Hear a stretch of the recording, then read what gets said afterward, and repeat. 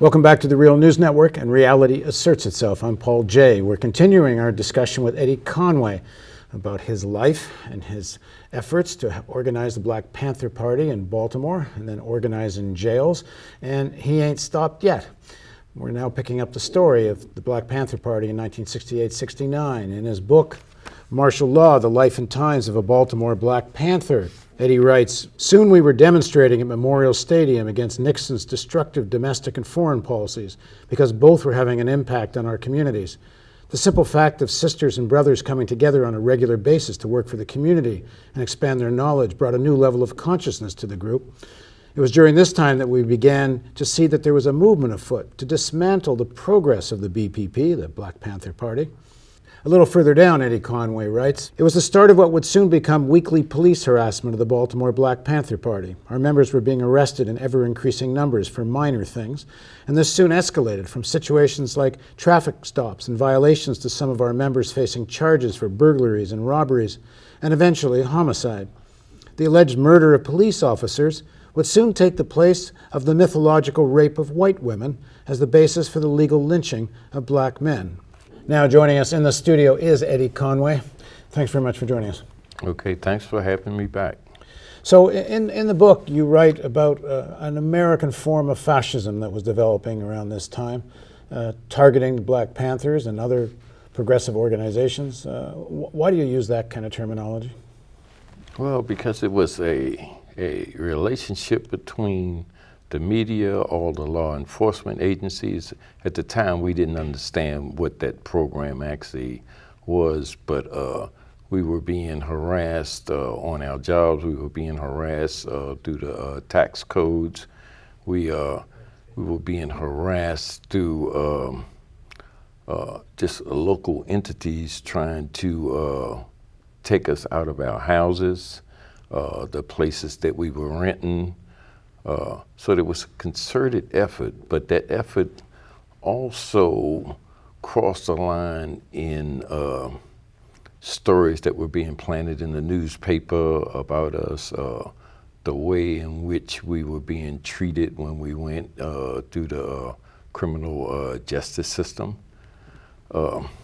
And there was as we know, we talked earlier about COINTELPRO, a really national coordinated campaign of all the police agencies, and with the Panthers being the primary target, including letter writing to try to sow dissension. But how did this show up in Baltimore? Well, actually, it showed up. It's strange because it initially showed up, and we weren't aware of it, is that the Maryland chapter of the Black Panther Party was actually created by an agent provocateur named Warren Hart, and he worked for the National Security Agency. How did you determine he was NSA versus FBI or something? Well, we determined that after we investigated him. A series of incidents took place in which Panthers got locked up, or Panthers were going on field trips. We were organizing, at that time, we were organized the DC Panthers. We were organizing up in Pennsylvania.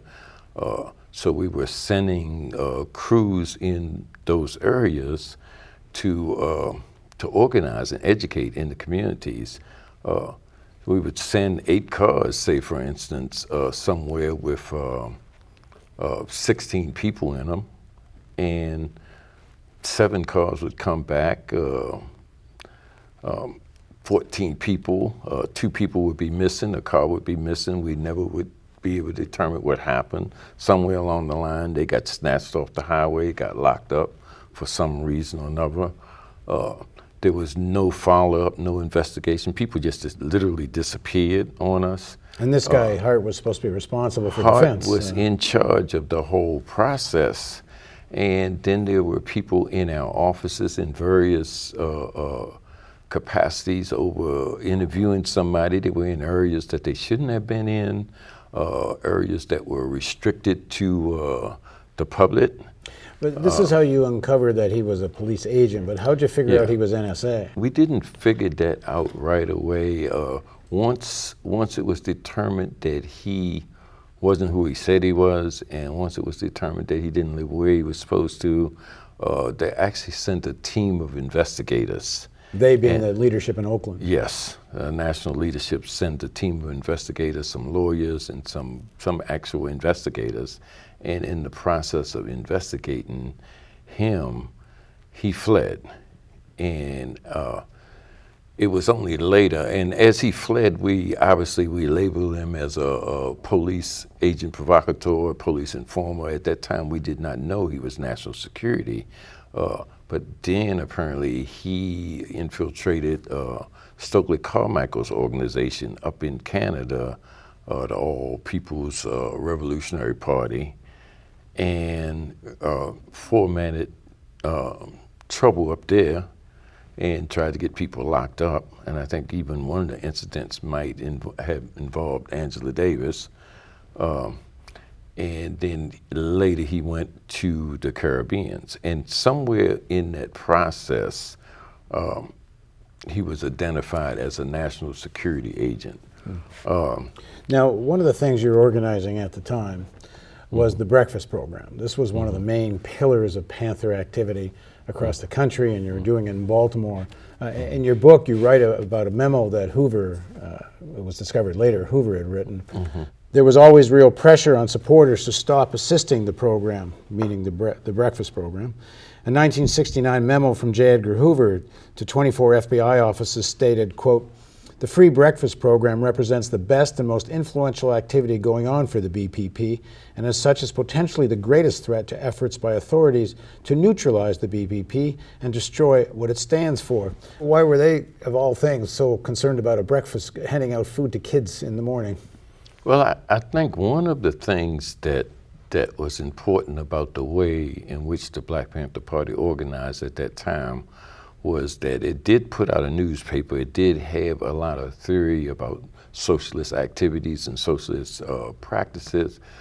But I think the thing that resonated in the Black communities was the actual practical application of those theories in terms of harnessing the resources in the community, bringing people together to take care of themselves, to feed the children. Now, once we discovered that children were hungry, it was on a two-tier level. On one level, it was like, okay, this is how we can deal with that problem. On another level, it was an international embarrassment for America that you would open the doors to a breakfast program and 300 children would flood in every morning because they was hungry. And for the richest country in the world to have that kind of hunger and poverty throughout the land was an international embarrassment in and of itself. And so it represented socialism actually in theory and practice, and it showed people how to apply it. And on the other hand, it was an embarrassment for international capitalism. And there's, I think, another quote from Hoover where they talk about how concerned they are about the growing popularity of the Panthers. Mm-hmm. And I guess the breakfast program helped build such a large piece of that popularity. Well, in fact, all through my time in the prison system, I was constantly approached by people that had ate at the breakfast program, that was like grateful for the fact that the breakfast program had existed. So what did the FBI do to try to undermine the breakfast program? Well, they did a number of things. They tried to reach the donors. I mean, you know, we constantly were soliciting eggs, food, paper plates, etc., bread, so on. So they constantly tried to reach the merchants and the associate, but they also tried to, and they did a couple of things. They put out a what I call a poison pen comic book that was supposedly put out by the Black Panther Party and supposedly distributed to young children at the breakfast programs. So this is a comic book. Yeah, that will say kill the police or kill this or off the pig or that kind of stuff. And it did come out later that the FBI created the comic book. Yeah, it did. But then they used that, and they used similar stories like that. They planted in newspapers to show that there was propaganda being pumped into the breakfast program through the Black Panther Party toward the young people and so on.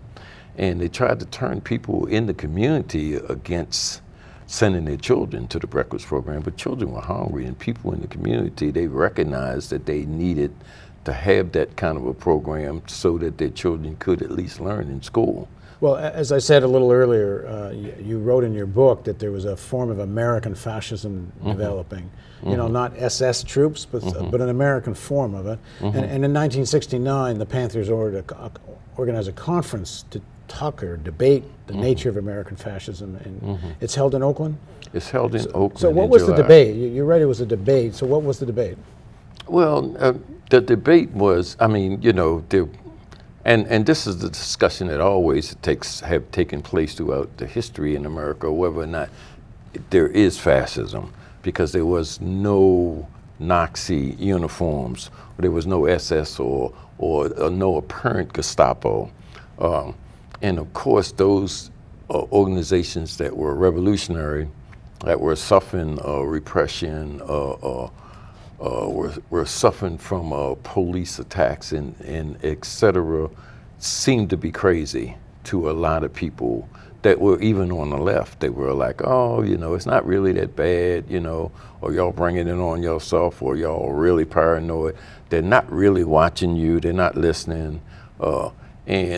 But pretty much what we were saying was that it was almost, because fascism is one of those kind of political apparatuses that takes the form of the particular country and its history. In Spain, it was that whole phalange or whatever it was movement. In probably in Argentina, it was probably Perón. Mussolini in Italy. Yeah, Mussolini in Italy. So each country had its own appearance. But right? let me read another quote from the book, Okay. which kind of points in this direction. Eddie writes, "We could not have known it then, but the country would soon learn that the FBI and other state and local agencies were in fact functioning as a national secret police.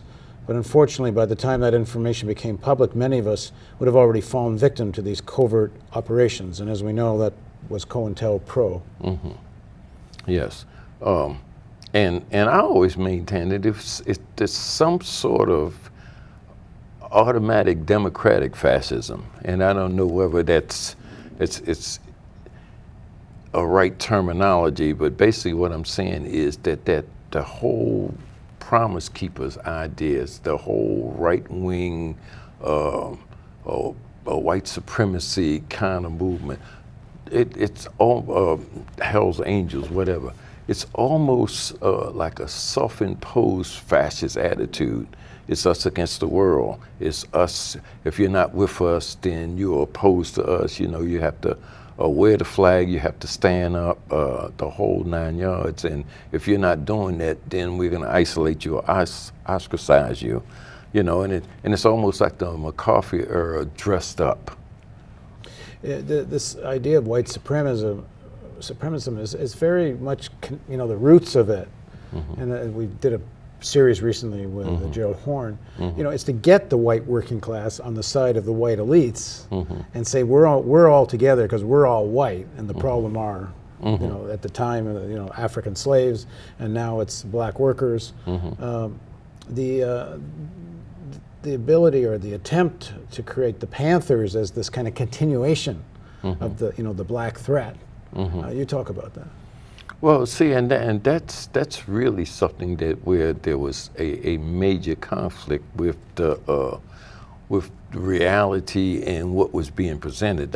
There was always this effort to present the Black Panthers as a black nationalist hate group, or an armed black militant group that was anti-white, and the practice on the ground was that there were white Panthers. There were a relationship between the anti-war movement and the Panthers. There was a relationship between the Panthers and SDS. And there was the Patriot Party that was an all-white grassroots revolutionary organization. All of them were connected to and worked with the Panther Party, along with the Brown Berets, which were a Mexican-American revolutionary group, along with the Young Lords, which was Puerto Ricans, along with the American Indian movement, AIM. Because of that relationship on the ground and in practice, it was hard to target the Panthers as black nationalists, a black nationalist hate group, but still the FBI and the law enforcement agencies managed to use the media and the written media mostly to present that and to portray that. I mean, and that image is still in existence in people's heads today when you ask them about what was the Black Panthers. There was a group that came up, I can't remember if it was a split off of the Panthers or a separate group, US I think it was called. No. There was I cringe when you do that.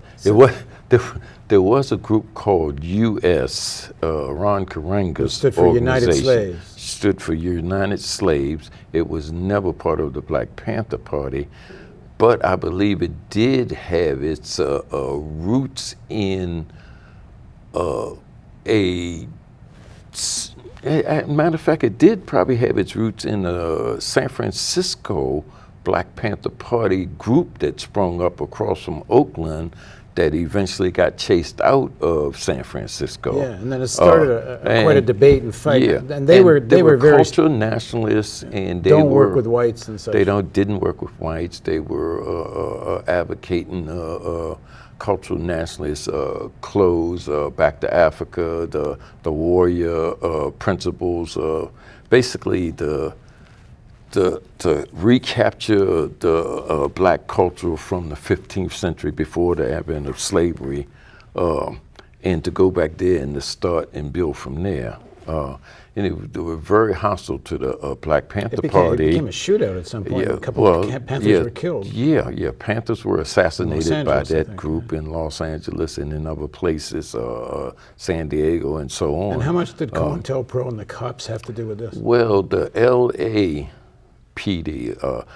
I'm not exactly sure we could directly connect it to COINTELPRO, but the Los Angeles Police Department orchestrated most of that stuff.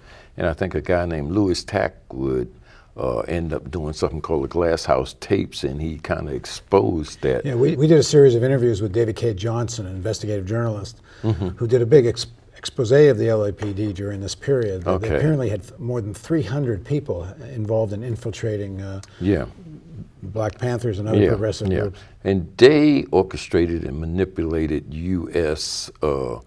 To attack the Black Panthers. And in some cases now, as I think about it, there's actually documents in the COINTELPRO papers. In fact, I have some of them in my book. The first book, The Greatest Threat. Yeah, and The Greatest Threat, that actually shows that they did encourage conflicts between U.S. and the Panthers, and some of the memos said we actually told them where there would be Panther meetings at and so on. And in the case of New Jersey, Newark, New Jersey, I believe it was, they were actually trying to encourage U.S. members to attack Black Panther Party members. And that's part of the COINTELPRO papers. We know a lot about COINTELPRO because there was a break-in an FBI office, and they got hold of a bunch of the files. This is in 71, and a lot of this came out, and then the church committee also came out, investigated this. So it's not like this is like some kind of conspiracy theory. This is all pretty well documented, COINTELPRO. But I thought you made a very interesting comment in your book about this coordinated national police activity, which was FBI, NSA, local police forces. Speaking about the discovery in 1971, you write that discovery was followed by a Freedom of Information Act lawsuit that produced more evidence demonstrating the program's scope. Officially, COINTELPRO operated from 1956 to 1971. Unofficially, the program continued under other names and was most recently codified as the U.S. Patriot Act. So this ain't over.